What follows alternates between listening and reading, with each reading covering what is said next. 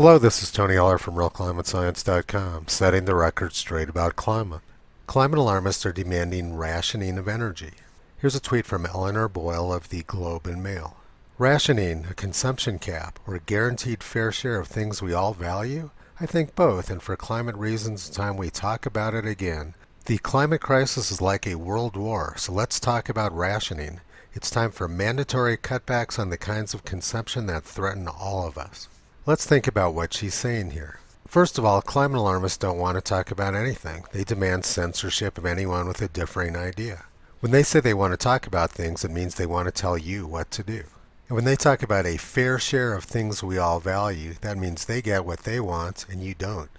And there's not the slightest indication that the climate crisis even exists, much less that it's like a world war. This is what London looks like this evening. London is a thriving, wealthy city powered by fossil fuels. And this is what London looked like during World War II. The author of the Globe and Mail article appears to be unable to distinguish between these two photographs. Let's look now at what's really going on here. This is a graph from Oxford University showing CO2 emissions by country. CO2 emissions from Asian countries are skyrocketing, and at the same time CO2 emissions in the United States and Europe are falling. China is far and away the largest producer of carbon dioxide in the world, and China is planning on building hundreds of new coal-fired power plants by the year 2030. They're building these power plants under an agreement they made with President Obama. 5 years ago, the Obama White House made this press release. U.S.-China joint announcements on climate change. Today, the presidents of the United States and China announced their respective post-2020 actions on climate change.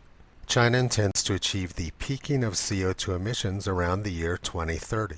In other words, President Obama agreed to let them build as many coal-fired power plants as they wanted until the year 2030. And 2030 was already the year they figured they would have enough coal-fired power plants built, so essentially the Chinese gave up absolutely nothing. This press release was nothing but meaningless propaganda from the Obama White House. The BBC says, China coal power building boom sparks climate warning.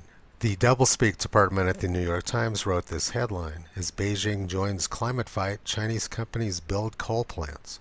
So apparently building coal-fired power plants is joining the climate fight. And here's some more classic doublespeak from NPR. Why is China placing a global bet on coal? China, known as the world's biggest polluter, has been taking dramatic steps to clean up and fight climate change. So why is it also building hundreds of coal-fired power plants in other countries?